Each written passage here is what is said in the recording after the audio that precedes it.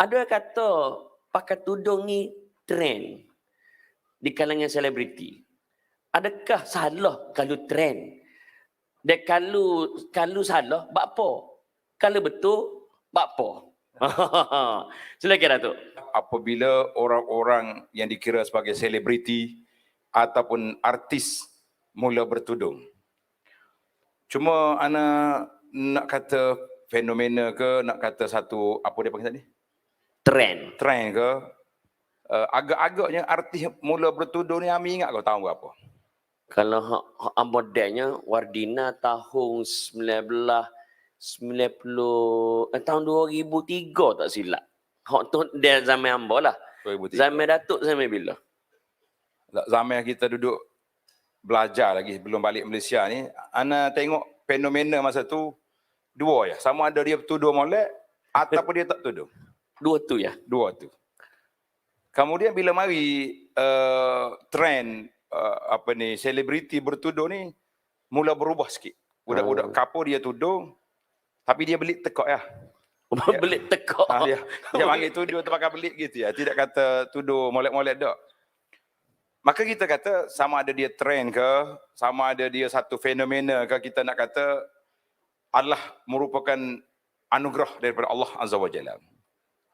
Sebab sebagai seorang muslimah, sebagai seorang wanita yang beragama Islam, dia besar di atas rumah orang Islam, didaftar sebagai nama orang Islam, mesti dalam hati dia, dalam domir dia, dia nak beramal dengan undang-undang Islam. Di antara undang-undang Islam yang dia boleh beramal, yang tak perlu ubah perlembagaan parlimen, tak payah kita duk berebut 2/3 kursi. Tak payah nak bahas. Tak payah bahas, iaitulah tutup aurat. Kalau nak buat undang-undang hudud, payah.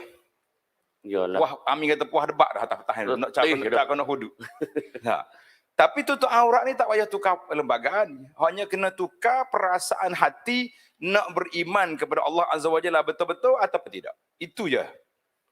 Maka kita tengoklah perubahan-perubahan yang berlaku. Kita kata satu fenomena yang baiklah daripada dia tak bertudung, tudung. Ada yang bertudung secara molek, cukup SOP dia. Nah, tudung molek. Ada yang hanya belik tekak ya tudung. Tapi orang panggil macam baut naka lah. Tudung di atas, bawah ketak gelemak. Ada juga. Ketak gelemak. Ketak gelemak.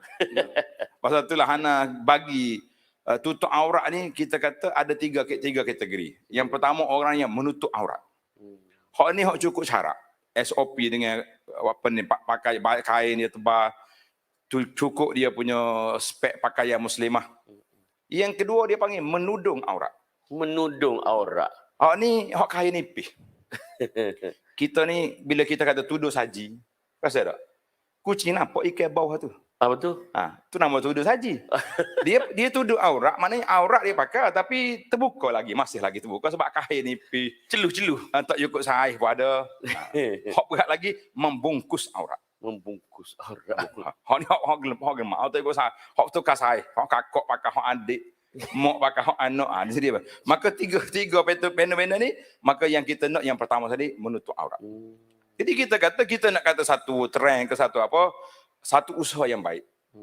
Sekiranya selebriti bila dia bertukar, ramai orang akan ikut. Betul. Dulu malu, anak-anak perempuan kita nak bertudung malu. Ya. Sama juga kita sendiri. Saya ni Amin orang pondok. Jak kecil lagi pakai kain sarung, pakai jubah, pakai piyah. Kadang-kadang kita masuk dalam bandar berasa pelik, orang tengok. Bila-bila kalau pergi Kuala Lumpur. Ini jalan epok tak? Jalan epok. Oh, penat. Tapi bila lama-lama ramai masuk, Ana mula masuk TV kalau tak silap lah tahun 2008.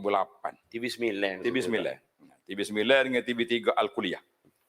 Masa tu tak ada lagi orang pakai piyah, tak silap. Kita minta izin, kata saya pakai piyah boleh. Dia kata boleh tapi kena piyah hitam. Piyah hitam, pakai piyah hitam. Pakai jubah boleh? Jubah boleh, kain sarung tak boleh. Jadi kita pun pakai. Lepas pada tu ramai ustaz pakai, ramai pakai. Kalau ni hok pakai piyah putih pun boleh.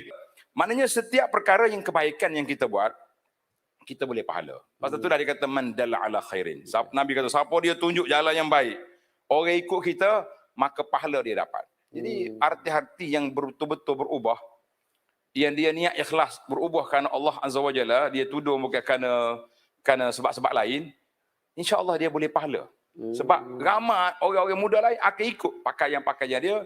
Sebab itulah kalau Ibnu Khaldun zaman dulu dia kata annas ala dini mulukihim. Manusia akan ikut gaya pemerintah, raja-raja. Mari zaman media menguasai dunia ni, pendakwah kita sudah bertukar. Annas ala dini i'lamihim. Manusia akan ikut gaya media mereka. Media up siapa dia? Kalau media angkat orang-orang yang bertudung tu ramai. Kalau dia angkat hak jenis bahasa jenis buku lah ramai. Jadi kita kata peranan media itu besar. Sebab itulah arti-arti yang boleh merubah masyarakat yang kita ustaz-ustaz ni tak mampu nak ubah. Terutama sekali orang muda-muda, kita boleh ubah macam-macam lah. Pasal itulah waktu kita masuk TV9 dulu. Macam-macam. Jumpa kapur moci yang kenal kita. Orang muda tak kenal. Masalah. Sebab hak tengok tak tengok ustaz ni orang tu. Bila pergi airport tu, mok-mok nak ambil gambar. Nyanyi. Anak jangan ambil. Tak, tidak kenal mana. Jadi wallahu alam.